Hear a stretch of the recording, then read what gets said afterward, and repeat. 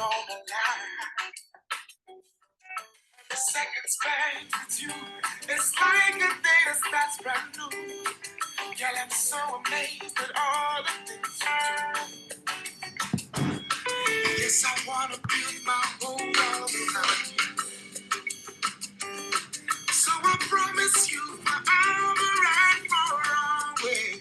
And girl, you are my sunshine, baby, don't you go away. I want me, all over me, already alive. I will love you forever. I want me, all over me, already alive. I will love you forever. I hear music in your words and in the way you call my name. When you're by my side, I can't do anything. You're my best friend, you're my lover. Without you, no one else would do. Through thick and thin, I know we'll make it true. Yes, I wanna build my whole world around you.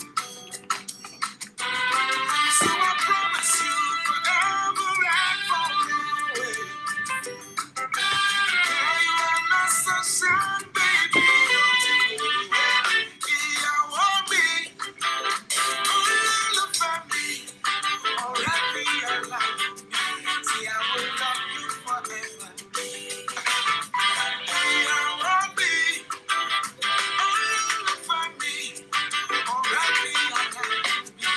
I will love you forever.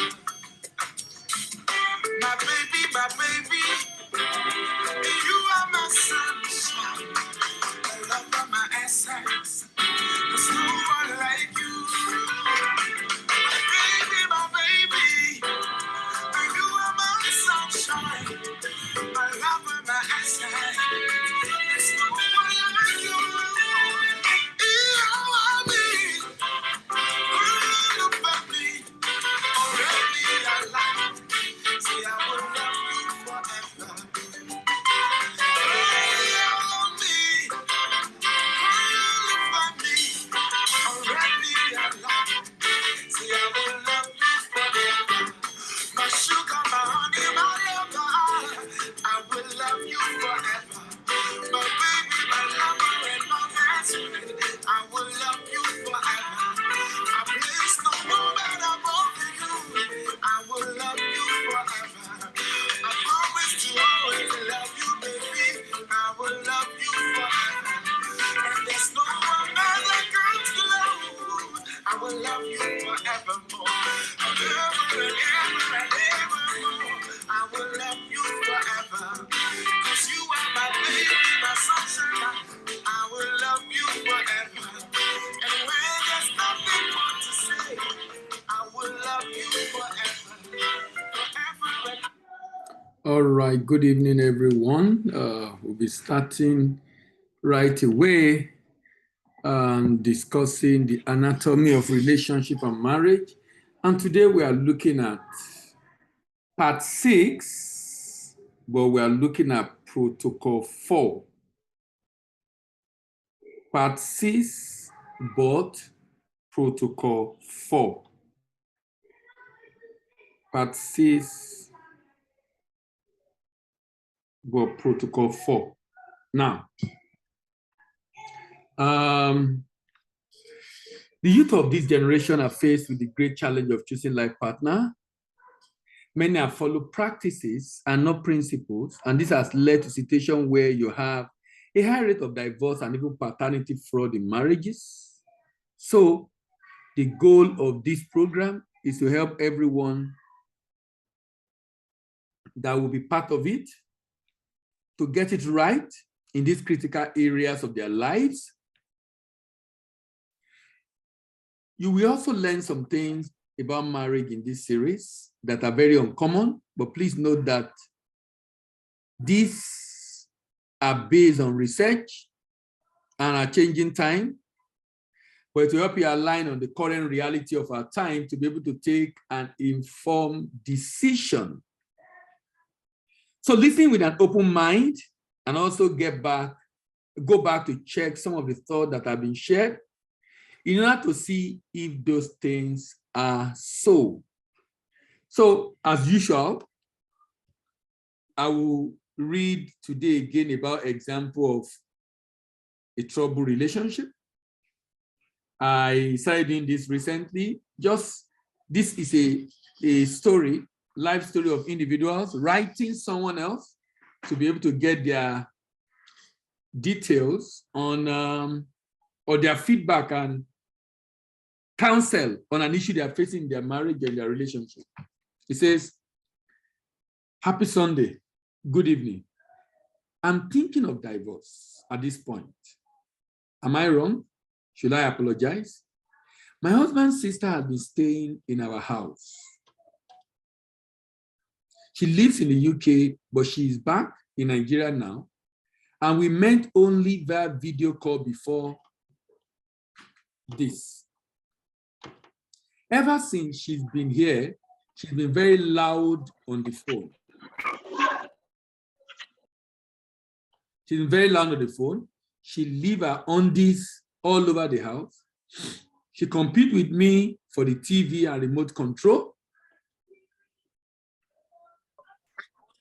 She competes with me for TV and remote control. She hides the remote when I'm in the living room. She can't find it.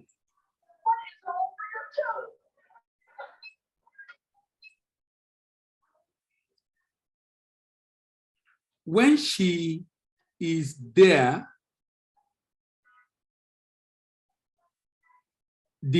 when she's there,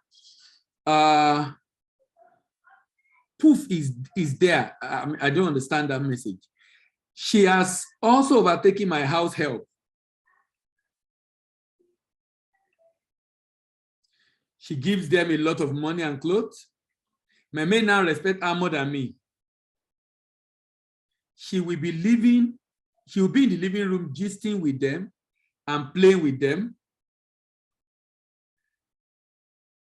I asked her to stop, and she called me host, class captain, an Android housewife. I didn't appreciate the joke, so I called her a bitch. And she just stood up and slapped me. I was in shock. I didn't hit her back. She's 3 years younger than me. She called my husband before me and started calling and called that I insulted her, and she felt bad. My husband came and said I should apologize. I told my husband she hit me, and he said I should apologize, that she will leave the house soon, because I don't think she wants to leave our house. Also, after the incident, my own maid are giving me hard time. What do I do? I'll read another story. Now, these are issues people face. Imagine now, one of the issues you can see in this story now, basically, is that the husband and wife never agree on how to deal with third party in the home. There was no discussion on that. Even when she was coming, how long is she going to stay? What will be the boundary? But these are issues that could have been settled even before the marriage happened in the first place. Look at this one. He has 3 children with 2 women, and he wants to marry me. Please share and keep me anonymous. My boyfriend at the moment has 3 children with 2 women. He's 39. We met last year, and he said he loves me and he wants to marry me. He already wants to meet my mom. My issue is that, what is the relationship with the other 2 women like? How will it be? He is very kind and honest. He will tell the truth no matter what. I'm having cold feet at this point. Should I consider marrying him? Because most time, men tend to have sex with their baby mamas. Now, that this lady is even considering this is my concern. If this guy already have 2 baby mamas, Are we sure she's not going to be the third one? That she even considering it, speak a lot about our understanding of what marriage is all about. Now, let me start for today. It is important to note that taking right decision in marriage is very critical. And as a matter of fact, taking a wrong decision might initially look good and be greeted with season of joy, even though it is a wrong decision. Even though it's a wrong decision. Taking a wrong decision might look good and might be greeted by a season of joy. The initial season of bliss does not make the move a right one in any way. This initial season of bliss is defective, is very deceptive rather. Just as a man put his hand in the wrong place, away from the point of equilibrium, by raising it up. When you raise up your hand, you don't feel pain initially, even though your hand is not in the right place. Your hand is raised up, but you don't feel pain when you start. The initial season of bliss does not validate that decision. And when pain begins, the people begin to use painkiller and pain reliever. So someone has taken a wrong decision in marriage, is greeted with a season of bliss. He doesn't feel pain immediately, but does not mean he has taken the right decision. Time will tell. Maybe second year, third year, fourth year. Time will tell. So if you raise your hand up and you're feeling pain, for example, taking a pain reliever will not solve that problem. Bringing that hand down to the point of equilibrium is what will solve the problem. But some of the steps that people take are basically not solving the root problem, but rather just removing the pain and leaving the deeper problem. So using a painkiller will give you some relief for the moment, but the root problem is the wrong move you make, and it has to be reversed. Else, the pain will persist. The pain you feel when you make a wrong move is only saying one thing to you. Only one thing to you that you must know today and become conscious of. One thing is to you. It's basically telling you you have taken a wrong decision. Pain is a sign that you have taken a wrong decision. It's a sign that something is going wrong. And it's actually it's a good messenger, actually. It's a good messenger, making you to understand that, look, I have not taken the right decision. That's a wrong decision. Pain is God's voice that is asking you to make adjustment. Pain is God's voice asking you to make adjustment. Irrespective of the pain you feel in any area of your life, it is only saying to you just one thing. And what is it saying? Make adjustment, make adjustment, make adjustment, make adjustment, make adjustment. So there is pain in marriage. It's a sign that you need to make adjustment. There is pain in the relationship. It's a sign that you need to make adjustment. Pain is telling you just one message: make necessary adjustment. Also know that the degree of pain in this instance is also a good representation of the degree of misalignment. And so you need to bring that hand down. Remember, the hand is up. It's not in equilibrium. It has to go down. Also, when you make the adjustment and bring back the hand to the position of equilibrium, the pain that started will not stop immediately. It doesn't stop immediately. It doesn't stop immediately. The pain will wear over time. So even when you have made wrong decision and you now correct the decision by doing what you're supposed to do, you won't be eliminating that pain immediately. But does not mean you have not taken the right decision. Only that the pain will persist a little more before you begin to have some respite, to have some relief, to have some respite, to have some relief. This is how life works. Even when you have taken the right decision,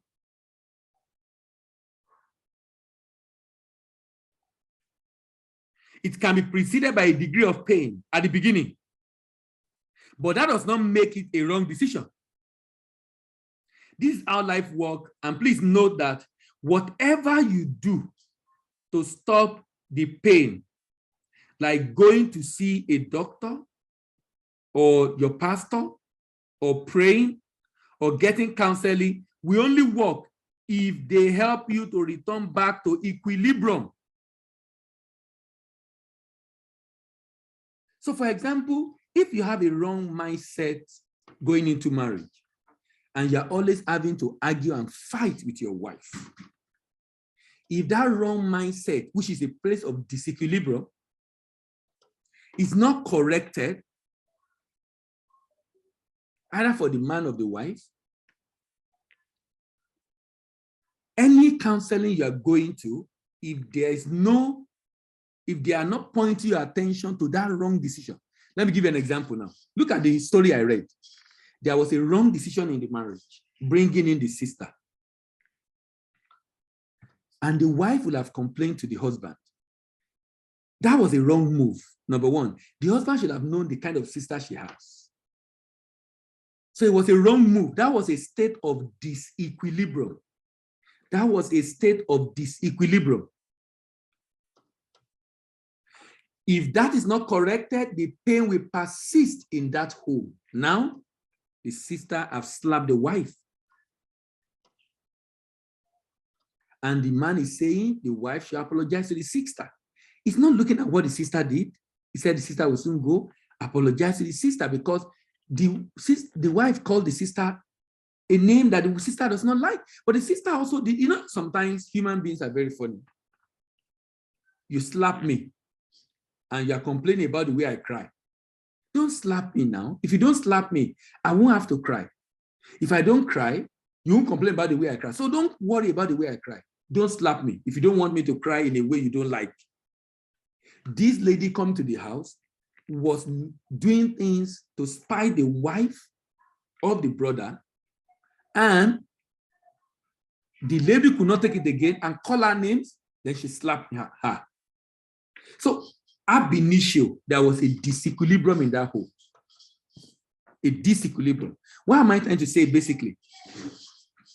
Just the way we take wrong decision in life, like you sit down on a hard surface for a long time, you feel pain.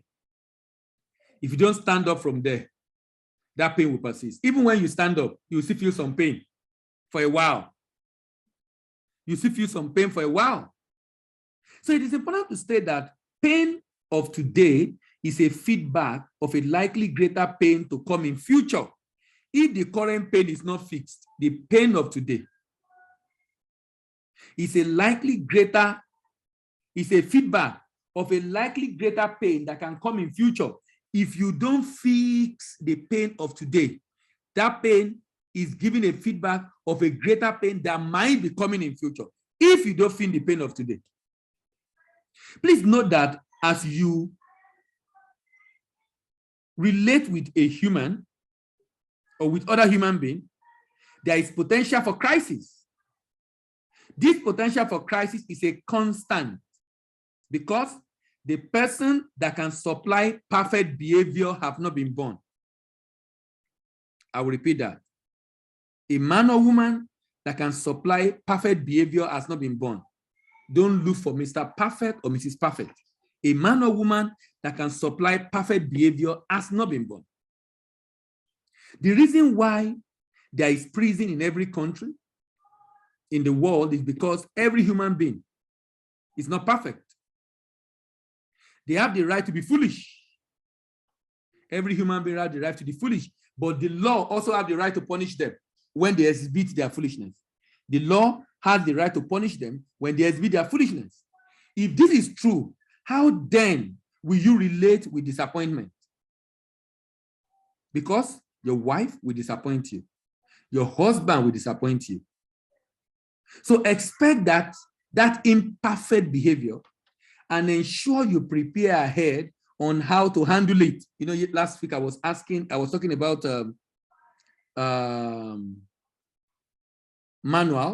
personal manual, and I was talking about the need. I was talking about the need to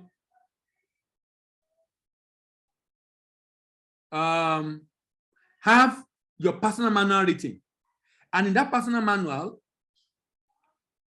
of your husband or wife, there will be weaknesses. And you don't need to deceive yourself about this matter, because he has weakness, you have weakness.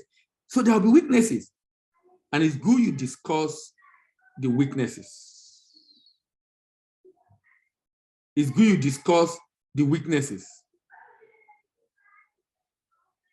It's good you discuss the weaknesses.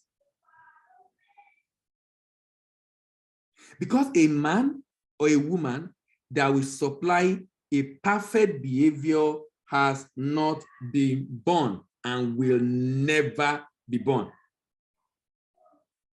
Has not been born and will never be born. Since such an individual has not been born and will never be born, that's a lesson for you. That's a very, very important lesson for you.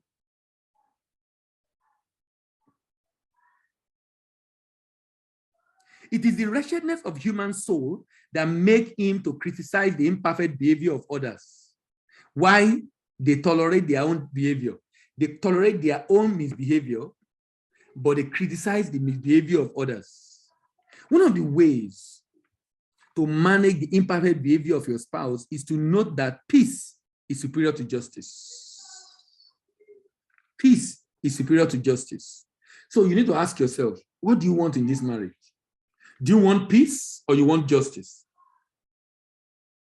What do you really want in this relationship? Because it's going to do things you don't like. But what do you want? Do you want peace or you want justice?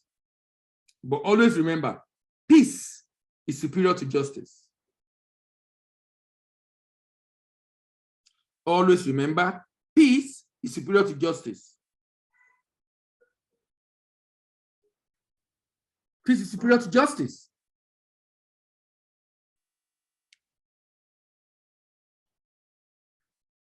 Peace is superior to justice. Do you want to have justice but lose your peace? You have a choice. You know, I always I said this in some session back. I'll repeat it again. My mentor told me, he said, it took him 7 years of marriage to realize that to have peace in your marriage, there are 3 rules. Rule number 1, do what your wife wants. Rule number 2, do what your wife wants. Rule number 3, don't forget rule number 1 and 2. As long as it is not destiny sensitive, do what your wife wants. As long as it is not destiny sensitive, do what your wife wants. As long as it is not destiny sensitive, do what your wife wants.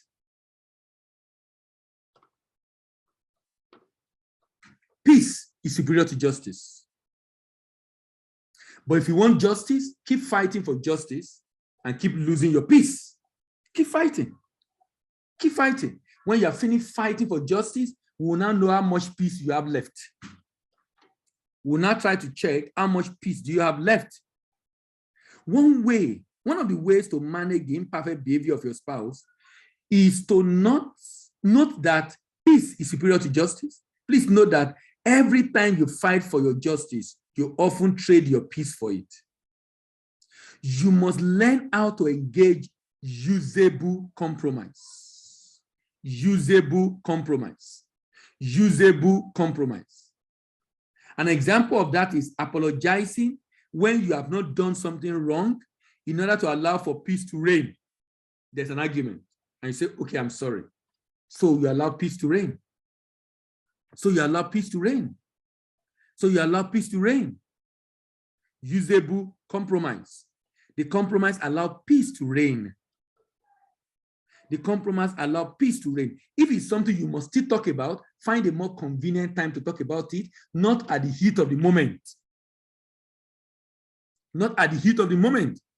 Doesn't mean you should bottle up things you feel should be talked about, but not winning that argument at that time. There are other convenient times to talk about it.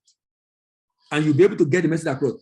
The challenge of many people is communication. You know, someone did a research and he saw that there are 5 major issues that destroy marriages, 5 major issues. Top on the list is communication. And we're going to discuss this in some of the episodes ahead of us. Number 1 on the list is communication. Number 2 is sex. Number 3 is money. Number 4 is third party.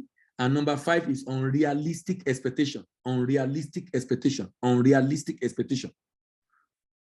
So in communication, there's a way you can pass your message across without making the other party feel bad, but still saying what you need to say. But you communicate in a way that the person can receive it. And that might involve preceding that thing with the good quality of that individual. And then having talked about the good quality, and I say, but I think you should do this and this. I think this is not right. I think, so you need to learn to communicate. Learn to communicate. Learn to communicate. Learn to communicate. This is why a man always do what, this is why as a man, always do what your wife wants, as long as it's not destiny sensitive. Now, look at this. The more you say yes to her demands, the more you empower your no in the day that it becomes necessary to use it. I'll repeat that again.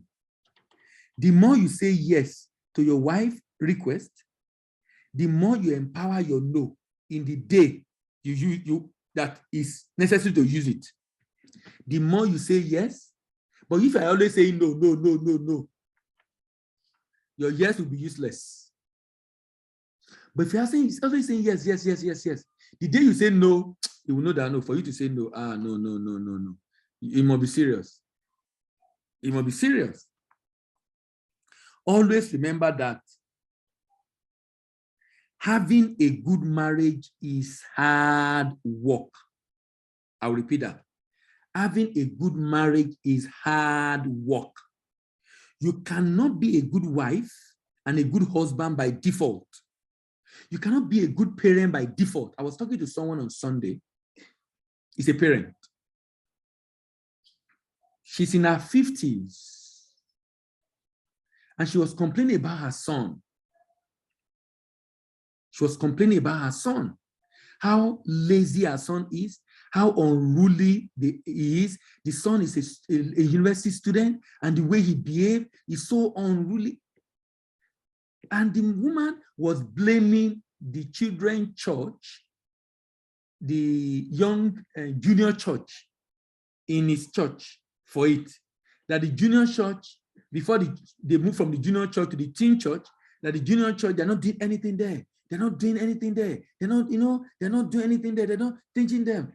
It's like someone exposing her failure. It's just exposing her failure as a mother, as a parent. That's all I can see. But I need to hear from her. And I try not to ruffle feather because I didn't have the time to explain if I was going to ruffle feather. But all I can see what she was saying is that, look, she had just, because this is a teenager already. You know why? We don't learn parenting. And I was telling someone this week, I said, my opinion about religious organization in Nigeria, that 4 major things that we must focus on, if we're going to balance a religious organization. 4. Number 1, holiness and righteousness, relationship with God. Number 2, relationship and marriage, parenting, relationship and marriage. Number 3, career and finance. Career, finance, personal finance, career growth, business, and the like. Number 4, calling, purpose of life. Calling and purpose. 4. So you know what I discovered? These 4 areas, some churches focus more on only one, holiness and righteousness. Some churches focus on one, only marriage and family life. Some churches focus only on one, career and prosperity. Some focus only on one. Some focus on 2, some focus on 3. So what you will see is that in churches that focus a lot on holiness and righteousness, they have issue with their children. And that was the case of this woman. They have issue with their children, their teenagers, because nobody trained them. They have issue in their marriage. If you remember last week, I talked about brethren as an example of people who don't love themselves. They really don't want to live together, but they don't want brethren to complain.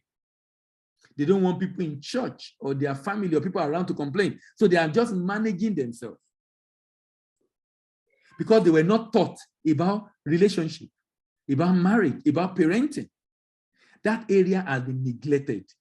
And you know, as human, you are a function of what you listen to. You know, you go to a religious organization, maybe on Monday, on Wednesday, sorry, on Sunday, on Wednesday, or on Tuesday and Friday, or on Tuesday and on Monday and Thursday, depending on the church you attend. The truth of the matter is this. The truth of the matter is this. That thing you are listening to is influencing your life, either you know it or not, either you believe it or not. It's influencing your life. It's affecting the way you do things, and you don't even know that it's affecting you. So you notice you are only concentrating on one area of your life. So some churches concentrate a lot on career and money. Their people can do people to make money because they don't talk about holiness and righteousness. Some people concentrate on calling, purpose, calling, purpose, calling, purpose. The people, they have purpose and calling, but they can't make money to be able to fill their purpose. They don't have good, some people are marriage and relationship, family, family, family, family, family. But they have issue with their career. Either you like it or not, what you listen to is influencing your life. You are the one that will make up your mind to be balanced. If your church is concentrated only on 1 or 2 areas, the other areas, go and learn it yourself. You can't blame, like that woman that was blaming the church for his child not being well behaved. You can't blame people. How can you be blaming people for your responsibility? It doesn't make sense. A good marriage is hard work. You cannot be a good wife by default. You cannot be a good husband by default. You cannot be a good parent by default. You must learn it. Just the way you did not become doctor by default, you did not become lawyer by default, you did not become computer scientist and lecturer and journalist by default. You were deliberate about it. That was why you went to school. You were deliberate about it. That was why you went to school. You can't be husband and good wife by default. You went to school. Therefore, being a good wife, being a good husband, being a good parent cannot be by default. It must be by design. You know, every day, you're either living your life by default or by design, by default or by design, by default or by design. The conscious people in life live their life by design. The subconscious and unconscious people in life live their life by default. And sometimes their default is the way their parents live their life. It's what they saw their parent doing. It's what they saw their relative and their environment doing. They don't have their own. They didn't design the life they want to live. They just find themselves living exactly the way their husband, their father, or their mother, or their sibling, or their parent live their lives. You need the peace and tranquility at home to be able to think right and focus in order to solve bigger questions of life. So, as a husband and as a wife, you need to be a good actor. You know, if you're not a good actor, I'm telling you, if you're not a good actor, you can't be a good husband and wife. You can't be a good husband or a good wife. There's sometimes your husband will do something you don't like. And you know, if you have an outburst, you are going to make things worse. You have to pretend and look for convenient time to talk about it. You have to learn to pretend. You have to learn to pretend. If that thing is something you must talk about, you now look for a good time to talk about it. When everything is cool, you know, when everybody is happy, you just find a way to chip it in and be able to discuss it rather than talk about it at the heat of the moment. Look, you must be a good actor and good actresses. a good actor and good actresses. If you are decided, I say like it is. I don't hide my feeling. I say like it is. Oh, sorry. Keep saying like it is and keep destroying your relationship because you want justice rather than peace. So you must be a good actor. If you cannot act, please don't get married because you will always seek justice instead of compromising to allow peace to reign. If you cannot act, please don't get married because you will always seek justice instead of allowing peace to reign. Note that you should be responding to your partner's action, not reacting. In order to react, you move from emotion to action. But to respond, you move from emotion to reasoning, and from reasoning guided by truth, and from truth to action. Difference between reacting and responding. When you move from E to A, you are reacting. From emotion, you feel bad and you speak like that, emotion to action. That's childishness. From emotion, you move to reasoning. Reasoning, this emotion, what you want to do based on this emotion, is it right or wrong? For you to decide if it's right or wrong, you must guide your action by truth. You must guide your action by truth. If you're a Christian, there are a lot of principles or truth in scriptures to help you guide your action. For example, soft answer, turn away wrath. That's a principle right there. That's a principle right there. That's a principle right there. Soft answer, turn away wrath. Soft answer, turn away wrath. As much as it lies in you, live peaceably with all men. That's the principle right there. That's the principle right there. That's the principle right there. Let your word be filled with grace and seasoned with salt. That's the principle right there. That's the principle right there. Let your action be guided by truth, by principles. Then you move from emotion to reasoning, from reasoning to truth, from truth to action. That is responding. That's responding.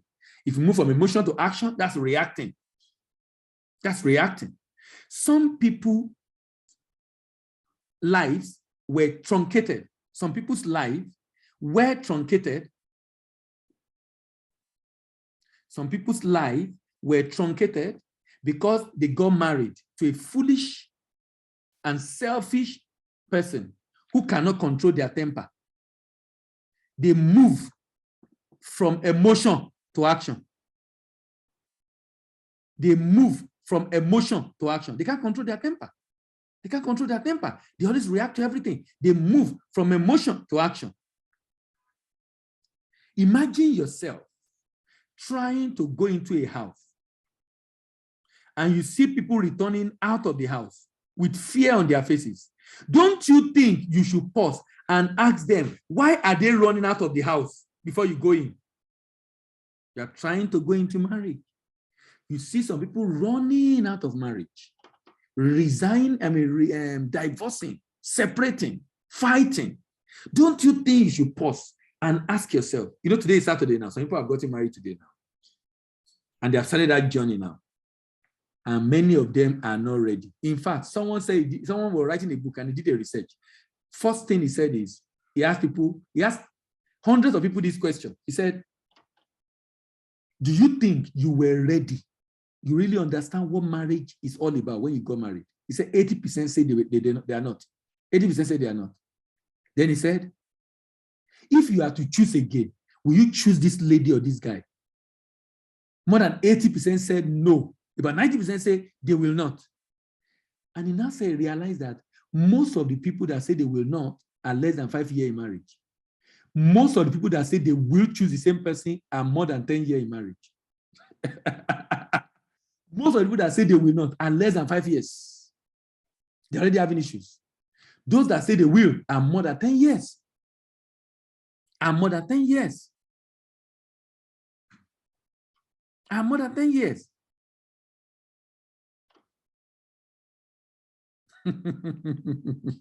Some of those that are married, that marry early, are running to come out of it. Some of those that are married, rather, are running to come out of it. Those that are single are eagerly Wanting to be married without asking questions from those running out of it. Please note that your life is not designed to find its highest completion or achievement through marriage. No, no, no, no, no. And that is why the two people that taught the most important lesson in the Bible about marriage were not married. The two people that taught the most important lesson about marriage in the Bible, they were not married. Jesus Christ and Paul the Apostle. The two that taught the most important principle about marriage were not married. In your pursuit of who to marry, do not necessarily look for similarities, rather look for area of agreement that is guided by rules. This agreement is very necessary because two cannot work together except they agree. So you must agree with your spouse on how the house will be governed, including how conflict will be resolved. Agree how the house will be governed, how conflict will be resolved, because offense is sure. Offense is sure. How do we then get skill in the management of conflict? You must be skilled in management of conflict. You must be highly skilled in management of conflict. You must be very skilled in management of conflict. You must be skilled in managing conflict. So, for example, what does apology means in your marriage? Look at a rule that someone chose, which I like. It says, the first to complain is the recipient of the apology. That means if your wife is the first to complain, you cannot say, I did this because you did this. No. You have to apologize. You have to apologize. The first to complain is the one that deserves apology. So if someone offends the other person must complain. You must talk about it in a very friendly manner. That first person to complain is one that deserves apology. You can't say, oh, yes, now I did it now. I did it because you did that also. That's why I did it. No, no, no. You can't bring down your own issue because you didn't bring it up first. You have to apologize. The first to complain is not an apology. That means it is not about who is right or wrong. No, that determines who apologizes, but rather the first to complain. The moment one party complains first, the second party has lost the right to bring up his own complaint. The second person has lost the right to bring up his own complaint. The second person has lost the right to bring up his own complaint. I think it's a good principle to adopt. I think it's a good principle to adopt. Also note that to maintain peace in your relationship, apology should not need logic. That means you don't have to be wrong to apologize. You can be right and still apologize. Don't use logic in using the tool of apology. Do not use logic. Don't try to argue it. I am sorry, very powerful tool.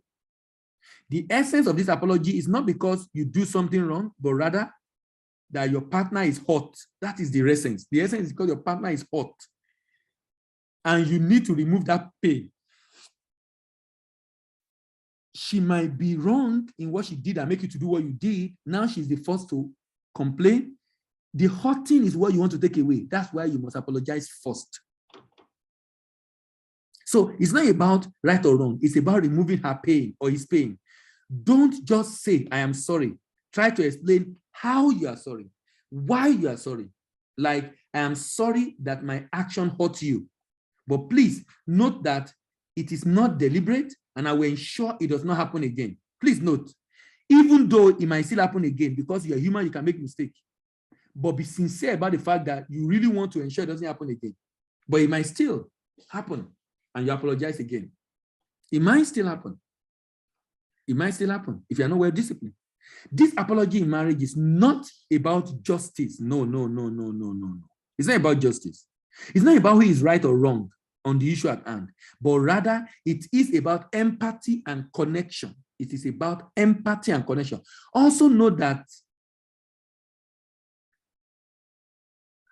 it is important that the principle that guides you is that you want peace in that relationship. In that relationship. Now, Please note that the focus of dating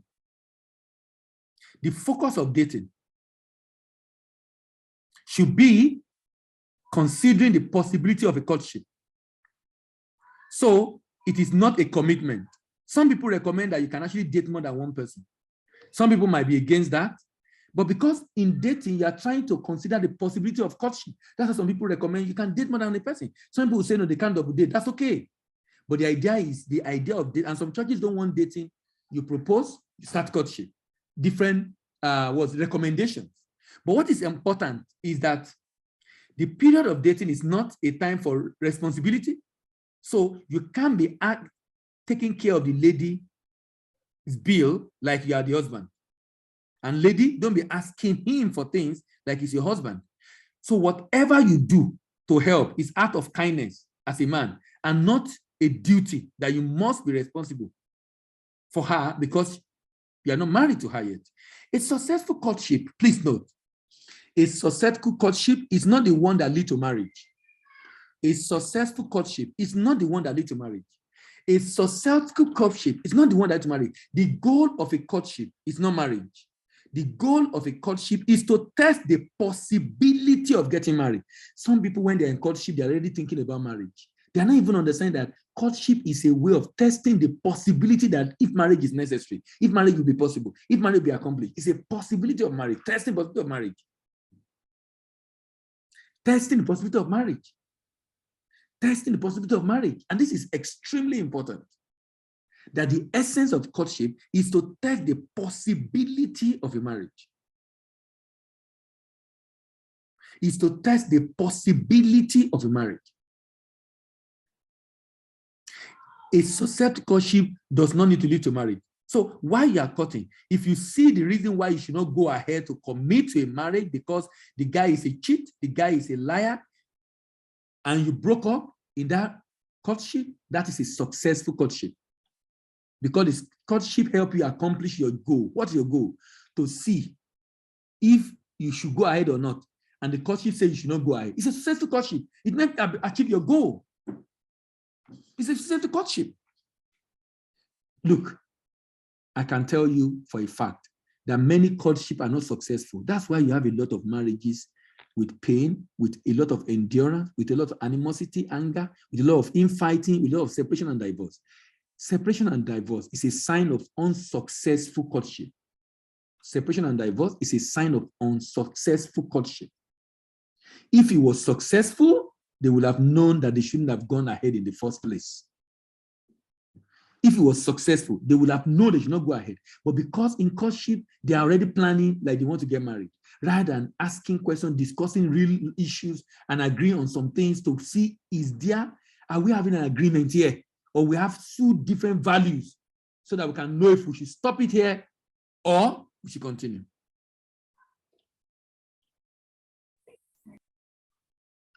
As a matter of fact, if the courtship made you to see characteristics that made you not to go ahead to commit to marriage, that is a successful courtship, even though you did not marry. This is because courtship has achieved its goal of auditing the credibility of associating with that other individual. Look at that. The courtship has achieved its goal. What's the goal of courtship? Auditing, like an auditor, auditing the credibility of associating with the man or the woman. The goal of courtship is to audit. Is to audit the credibility of associating with this guy or this lady. That's the goal of courtship. The fact that a courtship led to a marriage does not mean the courtship was successful. If that is true, then we should not be seeing them slapping themselves after the marriage. They should not be slapping and fighting after the marriage. If the courtship was successful, a successful courtship should not create a marriage that is full of fight, that is full of rancor, because the goal of association is to create relief, is to create peace, is to create progress. It's not to create pain. A successful courtship that leads to a breakup should be done in peace and harmony, not in fight. So it's a courtship. and leads to a breakup, it should be done in peace and harmony, not to a fight. Remember that a season of bliss can accompany a wrong decision. A season of bliss can accompany a wrong decision. Ladies and gentlemen, we've learned today about conflict resolution in relationship, how to manage conflict, the need to agree, and we have also discussed the goal of dating. Let me hear from you. What have you learned today? Good evening, everyone. What have you learned today? Yes, Favor. Good evening. How are you? Can you hear me? Atasie Favor.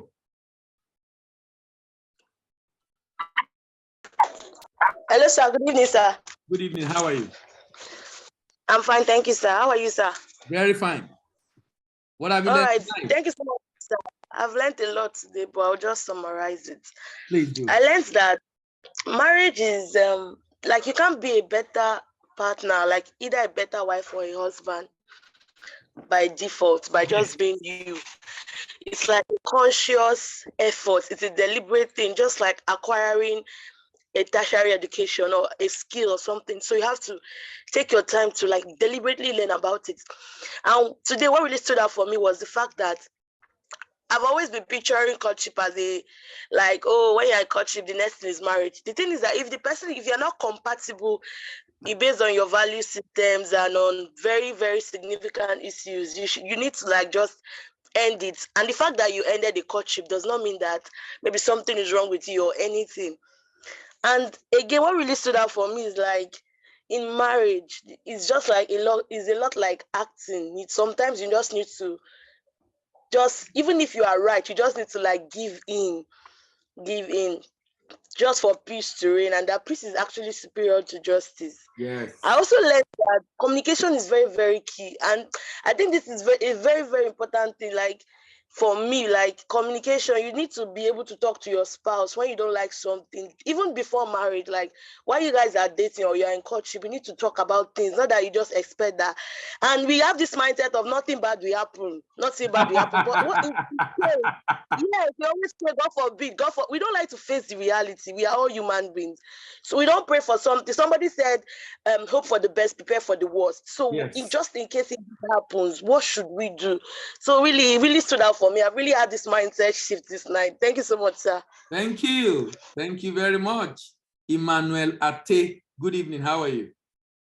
What did you learn tonight? Yeah, good evening, sir. Good evening, everyone. Good it's evening. quite such a pleasure to be here once again in this seminar. I really learned a lot. Let me start from the last point that you made, that a successful courtship is better than failed marriages. That most of the marriages failed because the courtship was not successful. Not successful. So I learned that. I learned also that. I also gained that we need peace to reign. We should prefer peace to justice. It's not every time we must be right. The point that really struck me most in your lecture was when you said that the first person to complain deserved apology. Yes. I was like, what? What if the person is wrong? What if the same person that complains first is the person who is wrong? So, but for peace to reign, we still have to apologize and compromise. So that's what I've learned so far. All right. A lot of others. Thank you very much, sir. Thank you. The favored one. The favored one. Good evening. How are you?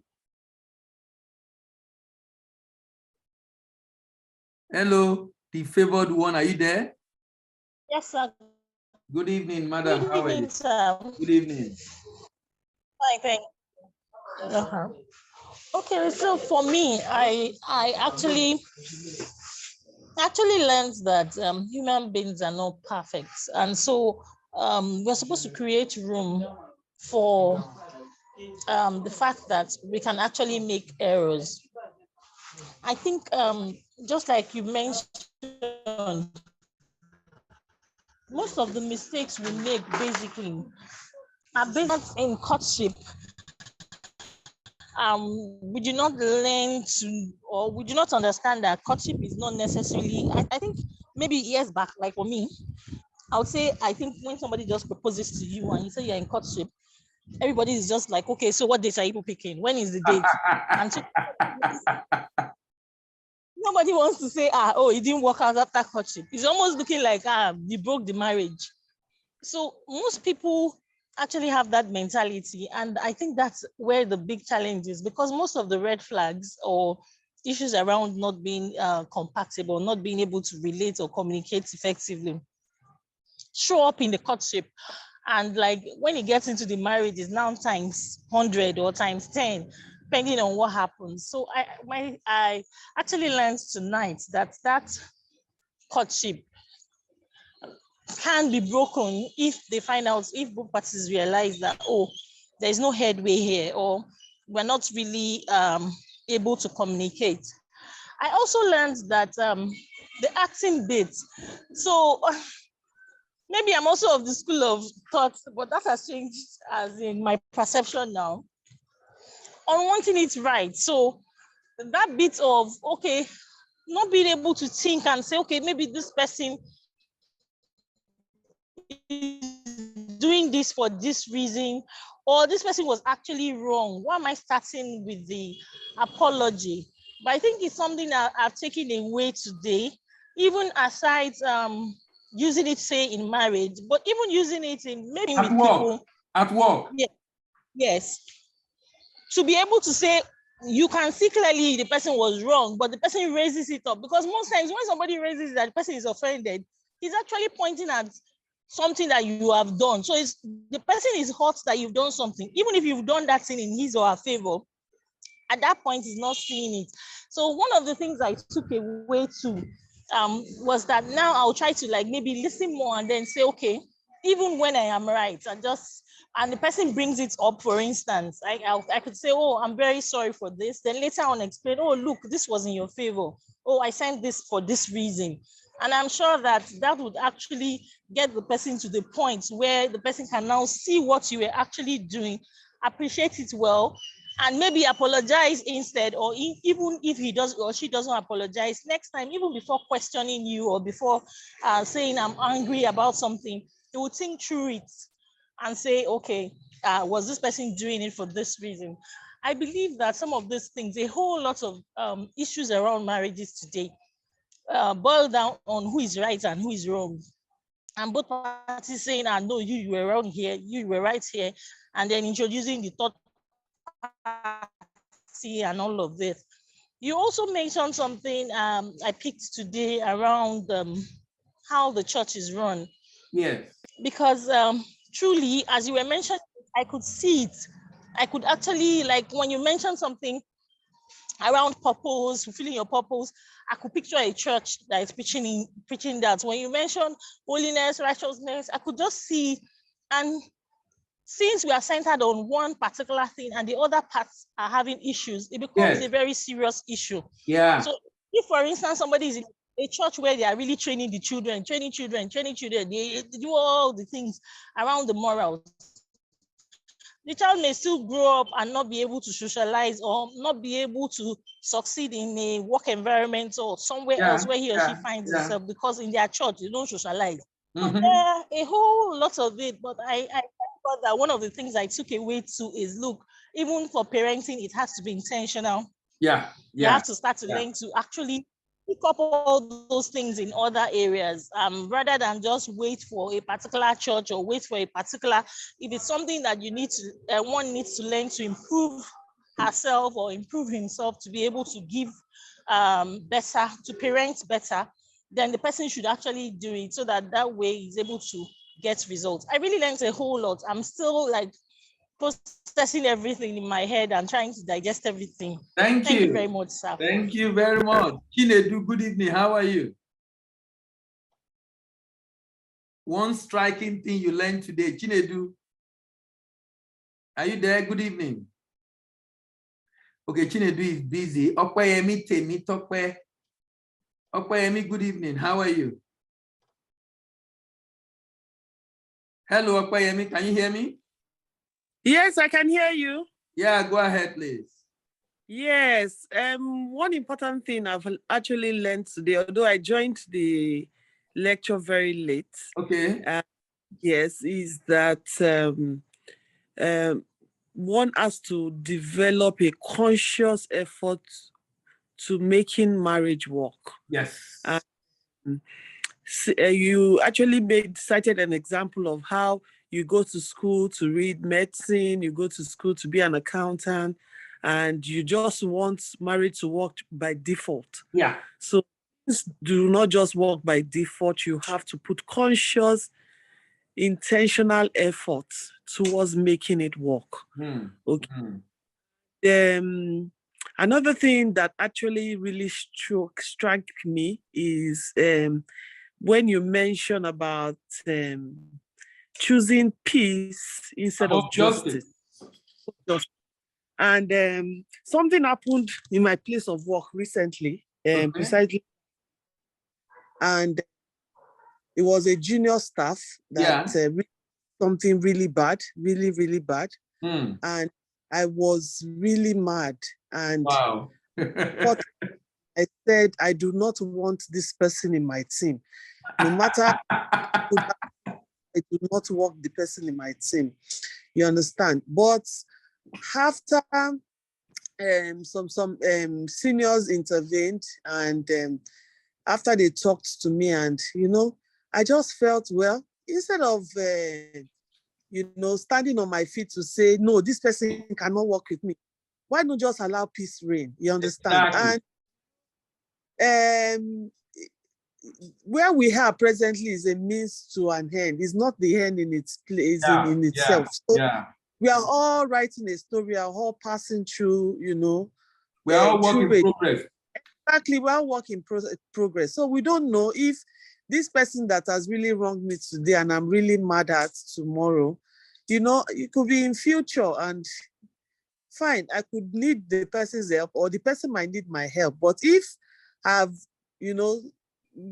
chosen justice instead of peace, then, it might not happen again in future. Yeah. So I just want peace to reign. And sincerely, I've, the way I work better now, because I get to work and unnecessarily I'm just angry. You understand? Wow. Because of but because I have been able to choose peace, about justice. Exactly, above justice. It's been a lot better. I think better, I strategize better, and God has been helping. Good. So in marriage, we can also apply this. You understand? It will really go a long way. I actually wish I joined earlier. Don't worry, it's recorded. It's recorded. I will drop the link to the WhatsApp group on the chat. It's recorded, so you can always have access to even the previous edition. This we're already in part 6, but we are doing protocol part 4, so you can always listen to the previous edition. Okay, thank you. All right, thank you very much for joining today.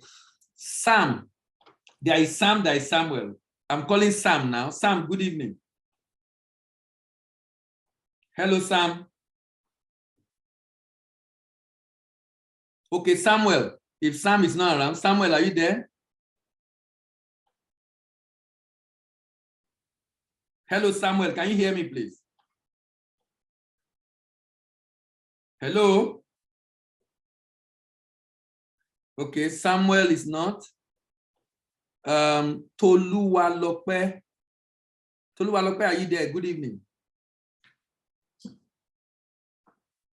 Hello, Toluwalope. Can you hear me? Hello, good evening, sir. Good evening. How are you? I'm fine, sir. And you, sir? Yeah, fine. Okay. Thank you for joining me for the first time, and I'm glad I did. That's good. Yes. I've dropped the link on the chat for Opeyemi and Toluwalope and those that want to join the WhatsApp group where we drop the link every week. So you can click on that to join the group. Go ahead, please. Okay, thank you very much, sir. Well, joining in, some of the things I learned is the one that really struck me the most, that your courtship phase didn't go through marriage, shows that it was a successful courtship. And I was like, wow, that's mind blowing. Yeah. That's really mind, because in our community, or should I say in the society we live in, you are seeing like kind of like a failure when your courtship don't go into marriage. It's as if, you blew it, everybody knew we'll be planning marriage and everything, and it just comes down like that. When your eyes get open to see that, oh, this person has this character, and I think I want to ask a question, or should I say something? Go ahead, please. Go ahead. That gets people confused, when it comes to this issue of, oh, God spoke to me, this is the will of God, there was confirmation. But when you come together with a person and you find out that, hey, this person has some attitude, character that I don't think I can live with this, and person is not even willing to change, after much talk and everything, and you just said, look, this thing can't work, let's call it quit here at this point, and the whole world looks at you like, oh, you're a failure. But you're looking at it like, I can't live with this, even if it was God that spoke. So how do you now, I know you don't have to answer to the whole world, but for some people, because people, I think one of the shame, people like, oh, God spoke to me. If I now go and say, oh, it didn't work, or is it that God didn't speak again or something? How do you marry those two? Will of God, God spoke to me, and I love your question. I love your question. Your question is a very important one. Look, you must be careful about God spoke to me. Even when I'm sure God is speaking to me, I won't tell you God is speaking to me. I will tell you this is what I feel. Paul said, we see in part and prophesy in part. Maybe there are people who are ASAS and they believe God spoke to them to marry. How can God say ASAS to marry and you are going to give out to a child that will be your pain for the rest of your life? Obviously, something is wrong. Over time, churches realize that, look, even when people say they saw the will of God and God spoke to them, churches will say, you can't go ahead, because the church are now aware that people do make mistakes. So even when you say you believe God spoke to you, does not mean you can't make mistakes, even when you say God spoke to you. That's why Paul said, we see in part, we prophesy in part. That means we can be prone to error, even when we think it is God. In fact, in my opinion, the fact that you have misunderstanding in that courtship, the fact that you have argument, the fact that you have issues that will not make you go ahead, is a sign to let you know that, maybe I didn't hear very well. It's a pointer that maybe you didn't hear very well. Why are you saying God spoke to me? Why are you not thinking of the fact that, what if you didn't hear very well? What if you make mistake when you think you hear? Why are you not thinking about that? Why are you thinking about the fact that, no, God has spoken to me, so I must go ahead? And some people have gone ahead like that, and they are regretting till today of taking that decision, because they deceived themselves believing God spoke to them. Even when all the signs are written on the wall that, look, you might have made mistake, you must give room for making mistake in hearing from God.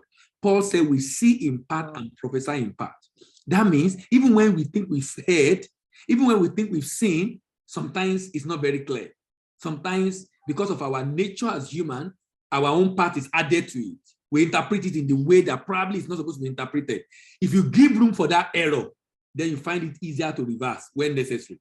But when you claim God spoke to you and it's 100%, and you don't believe you can make mistake, then you go ahead, even when you see all the signs written on the wall, that this is not a way to go. I don't know if I answer your question. You did, sir. Thank you very much, sir. Good. Thank you very much. Someone say, watch out for the red sign or red line. Okay. Toria, good evening. How are you?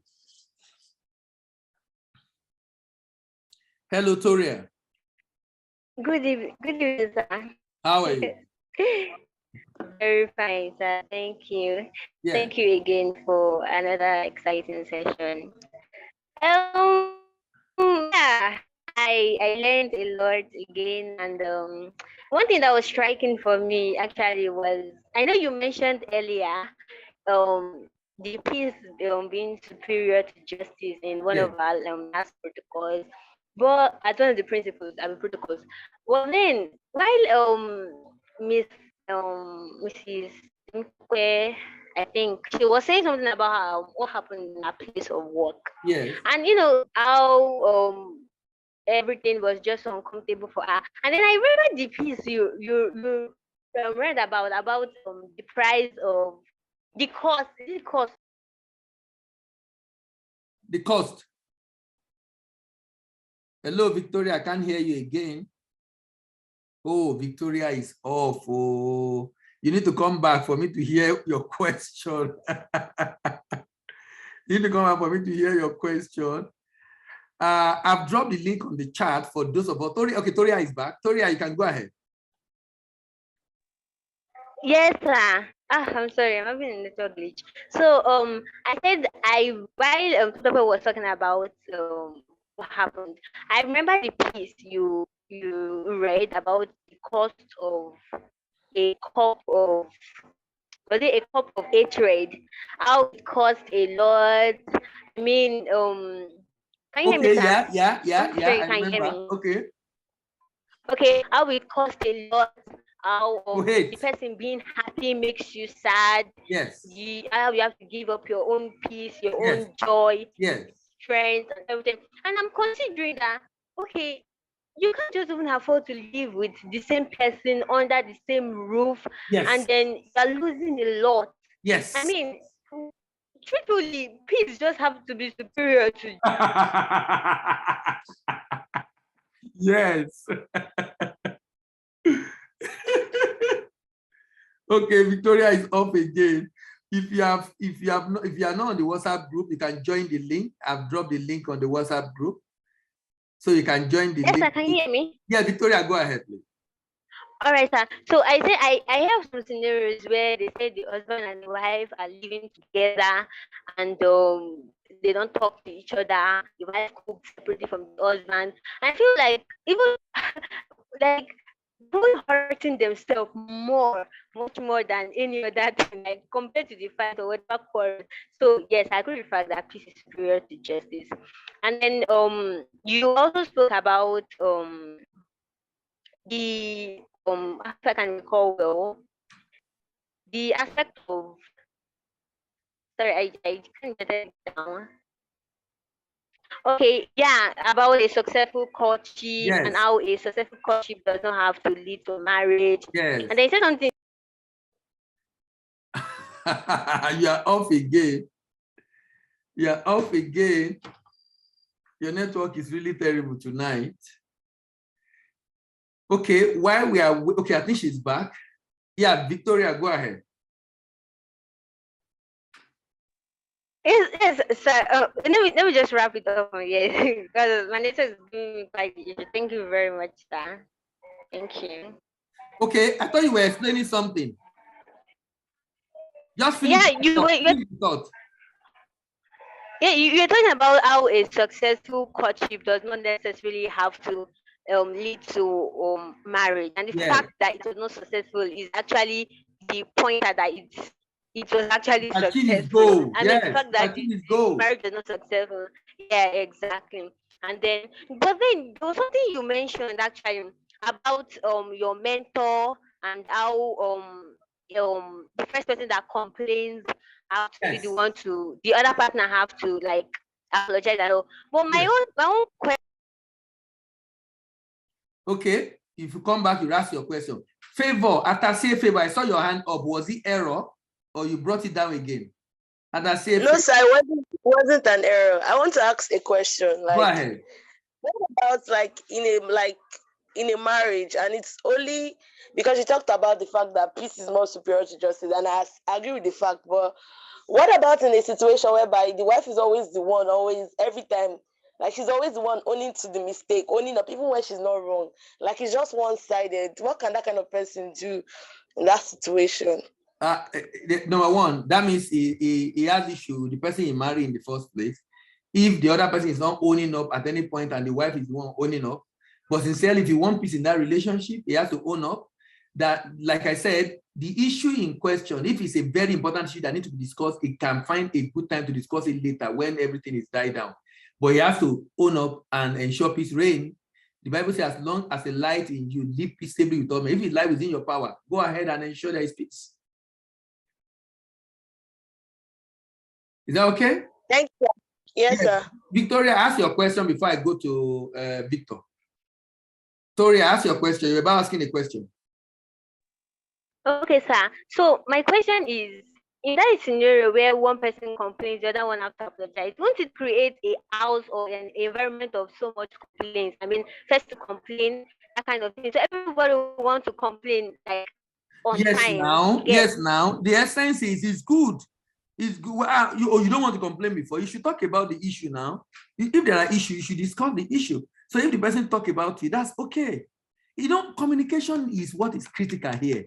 If one person is keeping quiet and the other person is not talking, that will not be okay. So it's good if I have concern, I should talk about the concern. I should just talk about it in a way that doesn't make the situation worse, which is why sometimes I might not say it at the moment and probably talk about it later, but I must talk about it. I can't keep quiet, because if you keep quiet and not talk about it, you might just have an outburst one day because you're full of a lot of issues. So you won't say one person is complaining, the other person, if you notice, look, this person is complaining, I'm apologizing. The day he has issues, we talk about it also now. But it's good there is communication if there are issues to discuss, and that can happen regularly, and there's nothing wrong with that. You can only get better in that relationship. Victor, welcome. It's like you came late today. How are you? I'm fine, sir. Yes. Yes, sir. What have you learned? Yeah, any question for me? Yes, I just wanted to say, like, you still, I joined you actually, so I could not pick up much. But you said we're going to discuss definition, because I was like, no, it's part of what we're going to discuss, I think in 2 weeks or thereabout, but it's on my notes, don't worry. It's on my notes. Okay. We'll discuss it. We'll define who is a man, who is a woman, who is a husband, who is a wife. We're going to define it because you need to know your role. Okay. So, we'll do that. We'll do that. I've not forgotten. All right, sir. All right. Is there another person that has question, general question, apart from what we learned today? General question before we close? General questions? Okay, so I have a question. Please go ahead. Around this, and I also have one general question around this is, one, he's just not accepting at any point in time. So he just like what the person had asked. Favor, Favor, I really did not get your question. In this case, a woman is now accepting. I don't know if anybody got Favor's She's going question. to live like that all her life. So even when she wants to speak to him about, yes. Hello? Favor, I really did not get your My question. question is if Favor, I did not get your question, please. Hello? I don't know. Did anybody that have a good network got Favor's question? Maybe you can help me voice it. Did anybody get our question? I did not get it at all. Hello, sir. Hello. Yes, okay. Sir. It's clearer now. Just summarize. Clara, okay. What was the question? My question is, if one of the spouse continues to apologize and the other one doesn't see any reason to, even when she's the first to complain, what will such a spouse do? Will the woman like endure all her life? That's what I'm saying. No, there must be an agreement. You can't be, when I talk about forced to complain, there's an agreement between the two of you on forced to complain. That's an agreement you had. It's not just you deciding to do it. There's an agreement between both of you. In this relationship, to maintain peace, forced to complain have the right for apology. Both of you agree on that. So it's not one person doing it. This is not a decision of, that's why it's good we're having this conversation now. This is a decision that must be discussed even before the marriage. That look, in running this home, this is the way we want to do it. Whoever is the first to complain is the one that has the right of apology. So that at the end of the day, you don't say one person is right to complain, one person is complaining, one person is complaining. No, both of us both agree. What does it mean to be married, or what are the things single people should know about marriage? To be married is to carry responsibility. To be married is to say, I have peace. I want to share my peace. I have love. I want to share my love. I am not lonely. I am already whole. I want to share my wholeness. Don't marry because you are lonely, because you can be married and still be lonely. You must be whole on your own, even without nobody being with you. When you are married, if you have one problem, your problem will multiply by 10. A lot of other problems will show up. you must be ready to carry that responsibility. But we'll be discussing more about this in the coming days, Victor. We'll be discussing more about this. Yes, so I have a second question. The other question is a general question. So what's the difference between your purpose, your calling, and your assignment? Are they different? No, they are used interchangeably. Purpose, calling, assignment, they are used interchangeably. The idea is, what is my life supposed to be about? What should be my value to humanity? What should be my value to humanity, basically? What's my, and this is important even for you to get married. You must know yourself so that both of you know what your life will be about, so you can find a way of alignment and supporting each other. Some people never discover themselves and they go into marriage. We've discussed this in second session or third session. That if you don't discover yourself going to marriage, it might be a big challenge. But if both of you have discovered yourself, and then you now find a way to marry your both assignment or purpose in that relationship so that you can be of help to each other, because you're supposed to be of help to each other actually. But if you have not discovered yourself, then it might be a very challenging journey, really.